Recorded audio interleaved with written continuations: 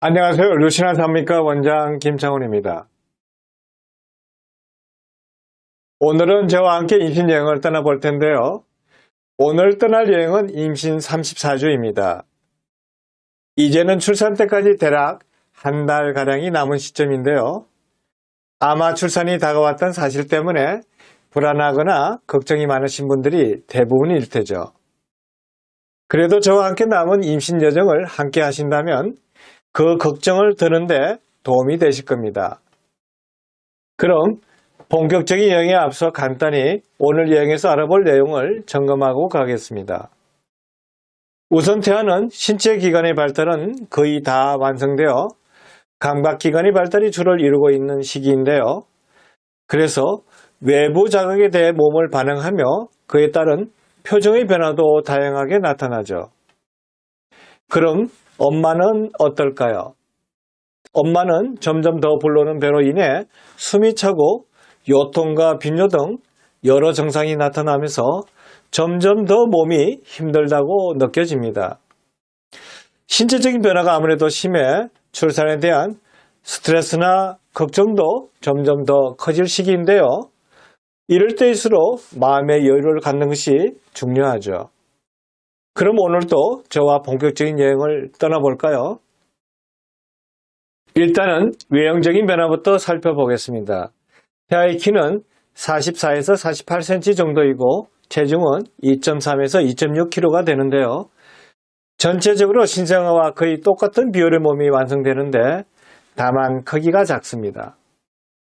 태아의 피하지방은 양이 더 늘면서 점차 피부주름은 많이 줄어들고 피부색도 점차 붉은 기운이 없어지는데요.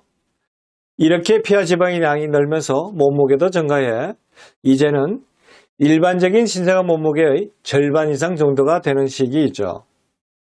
손가락에는 지문이 생기고 손가락 끝에는 날카롭게 손톱이 자라있으며 발톱은 아직 좀 더 자라는 시기입니다. 이렇듯 태아는 전반적으로 양수에 떠 있기 힘들 정도로 크기가 커지고 골격은 단단해지는데요. 다만 머리는 분만시 지나는 터널인 산도를 수월하게 지날 수 있도록 물렁물렁한 상태로 남아 여전히 결합되지 않은 상태로 있습니다.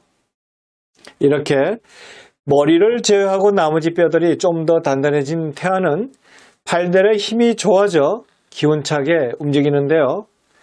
그렇지만 작은 크기에 비해 태아가 이미 꽉 차 있어 배를 차는 움직임은 둔해지는 반면에 몸을 이리저리 움직이고 살짝 위치를 조절할 줄 알게 되죠. 아마 가장 큰 변화라고 한다면 보통 34주쯤에 태아의 위치가 거의 정해지게 되는데요. 대부분은 머리가 점점 엄마의 골반 쪽으로 내려가 산도 쪽으로 향해 자리를 잡게 됩니다. 물론 일부 태아들은 분만 때까지도 머리가 위로 향해 있는 경우가 있는데 큰 문제가 되는 부분은 아닙니다. 이렇게 태아의 외형적인 변화에 대해 알아봤으니 이제는 태아의 내부적인 변화를 살펴보겠습니다. 전반적인 신체 기관의 발달이 마무리된 태아는 감각기관의 발달에 중심을 두고 있는데요. 외부 자극에 대해 몸을 잘 반응해 특히 표정으로도 이러한 변화를 감지하기 쉽습니다. 예를 들어 어떤 자극에 대해 웃고 있거나 화를 내는 듯한 표정의 변화를 보이는데 초음파 검사 시에 이런 모습을 관찰할 수가 있죠.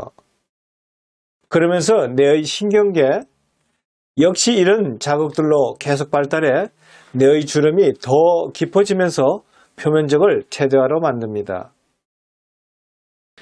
출산 전까지 태아의 내부에서 일어나는 발달을 살펴보면 몇 가지가 남아있는데요. 우선 경미한 감염증에도 대항할 수 있도록 태아의 면역계가 계속 발달하게 됩니다. 이전까지 매우 빠른 심박수로 뛰던 심장도 어느 정도 성숙해져 느린 속도로 뛰게 되죠. 간, 콩팥, 췌장 같은 주요 기관들의 기능은 다 완성이 되는 시기인데요. 한편 폐는 계속해서 폐호흡을 위한 폐계면 활성제를 생산하면서 출산 직후 태아가 숨을 쉴 수 있게 도와줍니다. 이렇듯 전반적인 성장을 마친 태아는 이 시기에 조선을 해도 적절한 조치만 취한다면 99% 확률로 살 수가 있을 정도가 됩니다.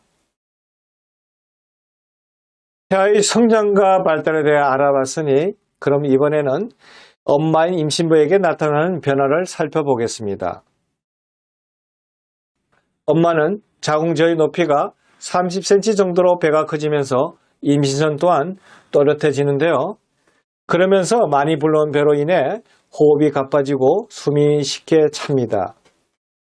가장 두드러진 증상은 요통이 심해지는데 일상생활을 하기가 불편할 정도로 통증이 심해지죠.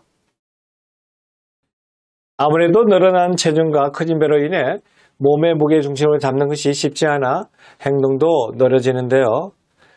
이렇게 변하는 이유는 출산 준비를 위해 골반이 늘씬해진과 동시에 커진 자궁으로 압박받은 엉덩이와 골반 주위의 뼈와 근육에도 통증을 느끼기 때문인데요. 크기가 커질수록 커진 자궁은 방광을 압박해 배뇨 횟수를 늘리고 소변을 봐도 방광에 소변이 남아있는 것 같은 느낌을 들게 하죠. 임신 후에 여성 호르몬의 분비가 증가하면서 골반 내 혈액순환이 활발해지는데요. 이로 인해 정막 생성이 증가하면서 임신 기간 중 질 분비물이 많아지는 것은 매우 자연스러운 현상인데요. 다만 임신 후기로 접어들면 자궁 경부가 얇아지고 넓어지면서 자궁 경부 안에 있던 점액 상태의 분비물이 밖으로 나오게 되는데요. 그 때문에 농도가 짙은 달걀 흰자와 같은 점액질이 많이 나오게 됩니다. 이건 지극히 정상적인 증상이기 때문에 놀라거나 걱정하지 않으셔도 되죠. 요통과 함께 임신 후기에 임신부를 가장 많이 괴롭히는 건 아무래도 부종 증상인데요. 골반을 중심으로 하복부에 가해지는 압력이 커져 다리에 지가 나거나 통증이 생기기 쉽고 종종 자다가 다리에 경련이 오는 경우도 흔합니다. 경우에 따라서는 단순히 다리뿐만 아니라 발목과 발, 손 혹은 얼굴도 붓는 경우가 있는데요. 특별히 할 수 있는 건 없고 혈액순환을 좋게 만들 수 있는 다리 올리기, 마사지하기 등을 하며 꾸준히 관리하는 방법밖에 없죠. 태아가 이제는 대부분 자리를 잡기 때문에 양수의 양도 조금 줄어드는데요. 그러면서 태아가 종종 산도 근처로 내려와서 임신부는 태아가 내려오는 듯한 하강감을 느낄 수 있는데요. 하강감은 보통 출산하기 몇 주 전이나 출산 직전 복부에 느끼는 변화를 말합니다. 일반적으로는 태아의 머리가 자궁 근처로 자리를 잡으면서 배꼽에서 자궁 상부까지 길이가 짧아진 것을 보고 대략적으로 알 수는 있죠. 물론 가장 정확한 건 초음파 검사를 통해서 알 수 있지만 하강감이 안 느껴진다고 해서 너무 걱정하실 필요는 없습니다. 이렇게 임신부의 몸의 변화에 대해 알아봤으니 그럼 이번에는 34주의 임신부가 하면 좋을 건강관리와 생활수칙에 대해 말씀드리겠습니다. 첫째, 출산에 대비해 분만전 검사를 합니다. 건강하게 임신을 유지하고 분만을 하기 위해 미리 산모의 건강 상태를 점검하는 검사인데요. 이 검사는 분만을 위해서 하는 검사이지만 간혹 수술을 해야 하거나 응급사항이 발생했을 때 필요한 산모의 상태를 확인하는 데 도움이 되는 검사이죠. 보통 혈액검사, 소변검사, 간기능검사, 혈액응고검사, 심전도, 흉부 X선 촬영 등이 포함되어 있습니다. 둘째, 가진통이 자주 올 때는 진통이 왔을 때를 대비해 준비를 합니다. 꼭 예정일에 맞춰서 분만을 하는 것은 아니기 때문에 혹시 모를 응급사항에 대한 대비를 하셔야 하죠. 외출 시에도 진통이 왔을 때를 대비해 입원 시 준비물은 미리 챙겨두고 산모수첩은 항상 소지하고 다닙니다. 자인분만인지 제왕절개인지에 따라 입원 일수가 달라져 챙기는 소지품의 양이 살짝 달라질 수 있는데요. 그래도 산모수첩, 신분증, 약간의 현금, 핸드폰, 보온용의 네이, 목이 긴 양말, 속옷, 수유브라나 수유패드, 산모용 패드, 유축기, 물티슈나 가제 손수건, 기초 화장품, 수건, 복대, 머리띠, 가습기, 보온병 등은 기본 준비물이니 미리 챙겨두면 좋습니다. 셋째, 숨이 차고 가슴이 두근거릴 때는 빈혈이나 임신성 고혈압이 있을 수 있어 진찰을 받아야 합니다. 임신 후에 나타나는 고혈압은 임신 중독증을 일으키거나 악화시킬 수 있어 위험한데요. 이렇게 되면 임신부의 뇌, 간, 콩팥 등을 손상시켜 위험한 것은 물론 태아도 막바지 성장을 하는데 방해하거나 위험에 빠뜨릴 수 있어 임신성 고혈압의 증상이 보이면 바로 병원을 내원하셔야 합니다. 넷째, 자궁과 질이 부드러워져 성생활은 피해야 합니다. 임신한 이후에 걱정이 되어서 감기를 안 하는 분도 있지만 일부는 지속적으로 감기를 앓는 분도 계실 텐데요. 34주가 되면 출산이 임박해져 자궁과 질이 부드러워졌기 때문에 자극에 취약하게 되죠. 그래서 직접적인 성교를 피하고 오랄 섹스 같은 간접적인 방법으로 푸는 것이 가장 좋습니다. 임신 중 오랄 섹스는 안전한 편이지만 애무 과정에서 질 속으로 공기를 불어넣는 건 세균 감염의 원인이 될 수 있어 조심해야 합니다. 다섯째, 남편에게 마사지를 부탁해 봅니다. 임신 후에는 남편의 역할이 중요한데요. 아무래도 신경이 예민하고 날카로워진 임신 후기에는 혼자서 참는 것보단 남편에게 배려를 요청하고 받는 것도 중요하죠. 출산은 엄마 혼자서 하는 것이 아니라 부부가 같이 하는 문제이니 남편에게 부탁이나 도움을 요청하는 걸 어려워하지 말고 적극 참여시키는 것이 좋습니다. 가장 쉽게 할 수 있는 건 남편에게 마사지를 부탁하거나 태담을 위한 동화책 읽기 등이 있죠.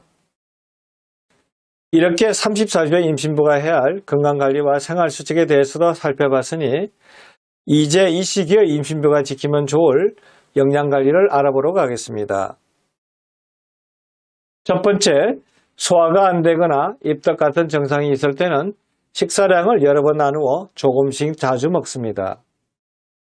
임신 후기에는 태아가 제법 많이 커진 상태라 소화불량이 되기 쉬운데요.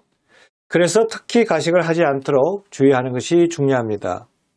되도록이면 소화가 잘 되는 음식으로 위에 부담을 주지 않게 조금씩 자주 먹는 것이 좋습니다. 두 번째, 통증을 완화시키는 비타민 B군 섭취에 신경을 씁니다. 34주가 되면 골반 확정으로 인해 등이나 어깨가 많이 결리게 되고 골반과 허리 통증도 심해지는데요. 매 끼니마다 비타민 B군이 들어있는 녹황색 채소 100g씩 섭취하면 도움이 됩니다. 비타민 B군은 통증을 완화시키는 성분이 들어있기 때문이죠. 세 번째, 가급적 인스턴트 식품이나 염분 섭취를 줄이고 싱겁게 먹습니다. 원활한 분만을 위해 마지막까지 긴장을 늦추지 않는 것이 중요합니다.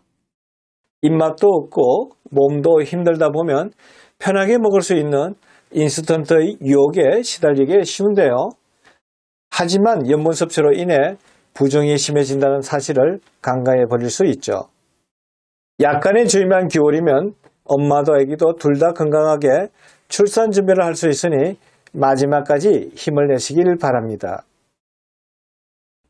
네 번째, 단백질, 칼슘, 무기질, 비타민이 풍부한 음식이나 간식을 섭취합니다. 고기와 야채 등 균형적인 식사를 유지하는 것이 중요한데요. 만약 훌륭한 간식을 한 가지 고른다면 구운 감자가 제격입니다. 구운 감자는 단백질, 섬유질, 칼슘, 비타민 B, 비타민 C가 풍부하게 들어있기 때문에 과자나 사탕, 케이크 같은 것보다는 훨씬 영양가가 많은 간식입니다. 오늘도 이렇게 저와 임신 여행을 떠나봤는데 어떠셨나요? 34주부터는 출산까지 대략 한 달 정도 남은 시점인데 분만이라는 것은 예정일에 맞춰서 이루어지지 않는다 보니 항상 그에 대한 대비를 해야 하는 시기입니다.